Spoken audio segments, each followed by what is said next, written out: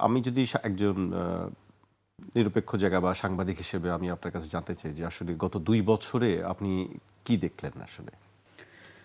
ধন্যবাদ আপনাকে। এটাও গুরুত্বপূর্ণ প্রশ্ন।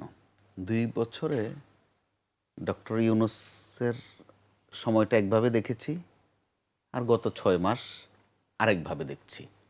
তো এখানে খুব প্রাসঙ্গিক স্যার যেটা বলছিলেন, ছাত্রদল শুধু একটা সংগঠন নয়, একটা ফ্যাক্টর কিন্তু এই সময়ে বাংলাদেশের জন্য সাবজেক্ট। কেন? যেহেতু ছাত্রলীগ এই ধরনের কাণ্ডকীর্তি করে গেছে, জুলাইকে যখন আমরা আলোচনা করতে যাব, নানান ঘটনা সামনে আসবে, ওখানে মোটা দাগে ছাত্রলীগ নামে একটি সংগঠন আসে।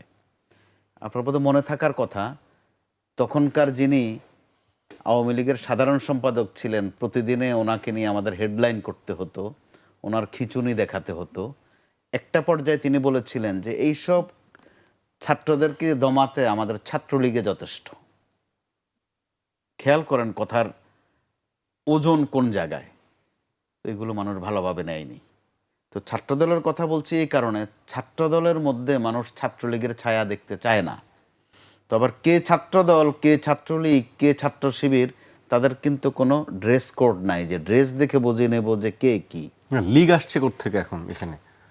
আসছে তো অনিবার্যভাবে, পারিপার্শ্বিকতায়, সার্কামস্টেন্সে আমরা কিন্তু নমুনা দেখছি।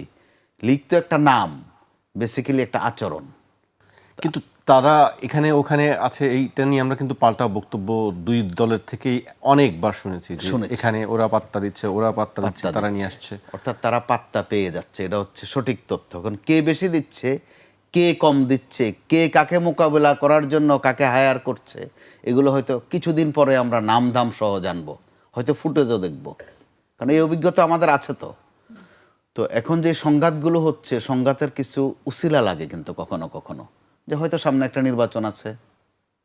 সচরাচর নির্বাচনটাকে আমরা দেখি, হোক এটা জাতীয় সংসদ নির্বাচন, হোক ছাত্র সংসদ নির্বাচন, স্থানীয় নির্বাচন, ইমিডিয়েটলি ওই ধরনের কিছু নাই। কি নিয়ে হয়? আপনি সিলেটের অঞ্চলটা দেখেন, যেটা শুরু হলো উৎপত্তি মৌলভীবাজার থেকে সিলেট পর্যন্ত, হবিগঞ্জ সহ। কি নিয়ে শুরু হলো? কয়েকটা মন্তব্য নিয়ে, কয়েকটা কটু কথা নিয়ে। আবার ঢাকায়ও কিন্তু আমরা দেখলাম যে মুখের কাজ যত না হচ্ছে, অর্থাৎ গালিগালাজ, হাতের কাজ বেশি হয়ে যাচ্ছে, অর্থাৎ মারামারি। এগুলো তো বাজে বার্তা দিচ্ছে। মারের স্টাইল দেখেও তো নমুনা বুঝি আমরা, হেলমেট দেখলেও তো কিছু একটা বুঝে নিতে পারি। হাতে যেসব জিনিস নিয়ে তারা ঘুরছে, ওই হাঁটা চলা দেখেও কিন্তু আমরা বুঝতে পারি যে তারা কারা বা স্টাইলটা কাদের। তারা কারা যদি নাও বুঝতে পারি, যে তাদের স্টাইলটা কাদের, ঢংটা কাদের। তো ছাত্রদল প্রশ্নে একটা কথা না বললেই নয়। ছাত্রদলকে বলা হতো এক সময় যে বিএনপির প্রাণ শক্তি, নিউক্লিয়াস পাওয়ার। আপনার তো বোধহয় নিশ্চয়ই মনে আছে, ৯১-তে বিএনপি ক্ষমতায় আসবে, এটা কিন্তু খুব একটা আলোচনায় ছিল না। বাংলা কিউআর যেখানে, নগদ পেমেন্ট সেখানে। সারা দেশে ১০ লাখেরও বেশি মার্চেন্টে নগদে পেমেন্ট করুন খুব সহজে।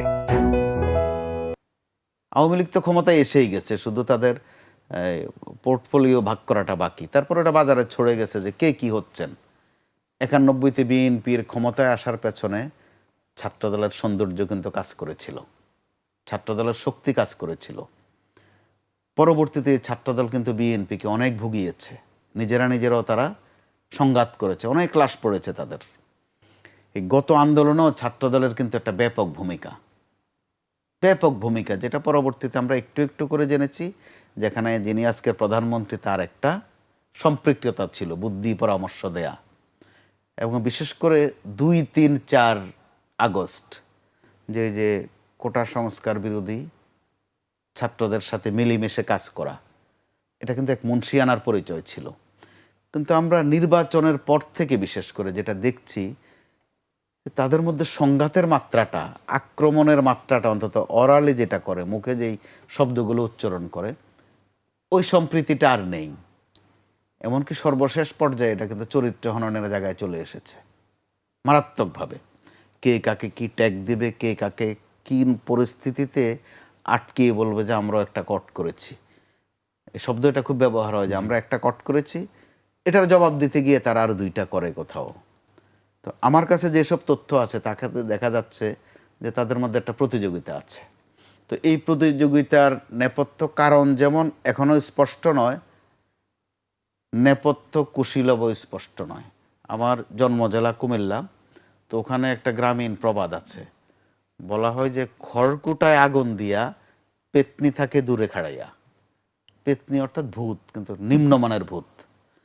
তো এই মুহূর্তে কোনো পেতনির কাণ্ড কীর্তি আছে কিনা ছাত্রদল এবং ছাত্র শিবির দু দলকে কিন্তু সিরিয়াসলি ভাবতে হবে যে তাদেরকে উস্কাচ্ছে কারা, কি নিয়ে। এখন কিন্তু কোনো হলে বা কোনো ক্যাম্পাসে গণরুম আছে বলে আমরা জানি না, বা কোনো টর্চার সেল আছে বলেও আমরা জানি না। কি আছে? একটু হিম্মত দেখানো, প্রভাব দেখানো। তো ছাত্রদের মধ্যে তো সেটা থাকে, এক ধরনের হিরোইজমের একটা ভাব থাকে। তো সেটা দেখাক। ছাত্রদলও প্রচুর মেধাবী আছে, ছাত্র শিবিরে প্রচুর মেধাবী আছে, এ নিয়ে বিতর্ক আছে যে কার বেশি আছে কার কম আছে। তো মেধার সংঘর্ষ হোক। আপনাদের তো স্লোগান ছিল কোটা না মেধা, কিন্তু আমরা মেধার চর্চা কিন্তু দেখছি না, অর্থাৎ মগজের চর্চা দেখছি না, হাতের চর্চাটা দেখে ফেলছি বেশি। এই হাতের কাজ, যে হাতের কাজ তারা এখন করছেন, এই হাতের কাজ অটোমেটিক্যালি আপনি শিরোনাম না করলেও বলতে বাধ্য হয়ে যাচ্ছে যে কে কার 12টা বাজাচ্ছেন। তবে 12টা যে বাজতে যাচ্ছে এটা নিয়ে কিন্তু কোনো বিতর্ক নাই, কার 12টা বাজবে সেটা হচ্ছে বিষয়। অর্থাৎ 12টাকে যদি আরও সাবলীল করি, সর্বনাশ হচ্ছে, সর্বনাশকে তারা আমন্ত্রণ জানাচ্ছেন। তো কোন সময়টা আবার আন্দোলন প্রশ্নে, ঐতিহাসিক সময়ের প্রশ্নে একটা পবিত্র সময়, একটা অর্জনের সময়, একটা বিপ্লবের সময়। তো ওই সময়টা তারা কিন্তু মানুষকে ধারণাটা ভালো দিচ্ছেন না, কোনো সংগঠনে না। ছাত্র শিবিরকে আমরা মেধাবী মনে করি যে তাদের ওখানে মেধাবীর সংখ্যা বেশি, কিন্তু তাদের সম্পর্ক যত কয়েকদিন ধরে রাজশাহী ইউনিভার্সিটিতে, বেগম রোকেয়ায়, এমনকি ঢাকা বিশ্ববিদ্যালয়ে যেসব আচরণ দেখছি এগুলো কিন্তু শিবিরের সাথে যায় না। শিবিরকে এমনি মনে করা হয় যে তারা একটু কুসুম কুসুম মেধাবী থাকে, একটু শালীন থাকে, কিন্তু ওখানে আমরা ব্যত্যয় দেখছি। আবার ছাত্রদল যেহেতু ক্ষমতাসীন দলের সংগঠন, তাদের কিন্তু দায়িত্ব বেশি, তারা সবচেয়ে বড় সংগঠন বাংলাদেশে। বিএনপি আপনি করেন আমি না করি তাতে কারো কিচ্ছু যায় আসে না, বিএনপি একটি বৃহৎ সংগঠন, তার উপর ক্ষমতায় আছে বিশাল সমর্থন নিয়ে। তো তাদের এটা সবার আগে কিন্তু উপলব্ধি করার বিষয় আছে। মুরব্বীর কিন্তু দায়িত্ব বেশি, যে বড় তার দায়িত্বও বেশি। কিন্তু আমরা দেখি একইভাবে যেমন ছাত্র সংগঠনে গোলমাল বাজছে, বৃহত্তর অর্থাৎ মাদার সংগঠনের মধ্যেও কিন্তু গোলমাল বাজছে। কি নিয়ে একটাও কিন্তু স্পষ্ট নয়। আপনি দেখেন বিদ্যুতের এই পরিস্থিতি, এ নিয়ে কথাবার্তা নেই। হঠাৎ করে বাজার আবার চড়ে গেল, এ নিয়ে কথাবার্তা নেই। কি নিয়ে? কিছু শব্দ নিয়ে, কোনটারে সংস্কার কয়, কোনটারে সংশোধন কয়, কি এক তর্জমা যেন আমাদেরকে আবার শিখাচ্ছেন, তারা অভিধান শিখাচ্ছেন। সাধারণ মানুষও তো বোঝে যে সংস্কার বলেন আর পরিবর্তন বলেন, আর যদি মনে করেন যে ঝামেলা আরও দূর করবেন, এগুলো কঠিন কঠিন বাংলা, তো একটু মেরামত তো হওয়া দরকার আপনাদের। মেরামত শব্দটাই ব্যবহার করেন না। জি, তো মেরামত যে হওয়া দরকার এটা তো দুই পক্ষই বলেছিলেন, ঘোষণা দিয়ে বলেছিলেন। তো এখন এই মেরামতের জায়গায় সংস্কার ভালো, সংশোধন খারাপ, কি এক ওই যে শব্দবোমা ছোড়ার মতো এক বাহাস করছেন। এই বাহাসের মধ্য দিয়ে নিজেরা নিজেদের চরিত্রকে কিন্তু আরেকভাবে সামনে আনছেন। তো এই ক্ষেত্রে ওনাদের স্মরণ করা দরকার আছে যে এইসব পেঁচাল বেশি পারলে কি হয়। জি, আপনি যদি 2, 3, 4, 5 তারিখের কিছু ঘটনা উল্লেখ করেন, যে শেখ হাসিনার অথবা তাদের ওই সরকারের কাজকর্মে কিন্তু এত ভেজাল লাগেনি। শেষ দিকে তো তারা সুশীল হয়ে গিয়েছিলেন। শেখ হাসিনা তো বলেই ফেলেছিলেন যে গণভবনের দরজাটা খোলা আছে। জবাবটা কি এসেছিল যে দরজাটা কি জন্য খুলেছেন, বেরিয়ে যাবেন এই জন্য নাকি আমরা ঢুকবো ওই জন্য? অর্থাৎ মানুষের মুখ কিন্তু আটকে রাখা যায় না যদি অতিমাত্রায় ত্যক্ত বিরক্ত করে ফেলা হয়।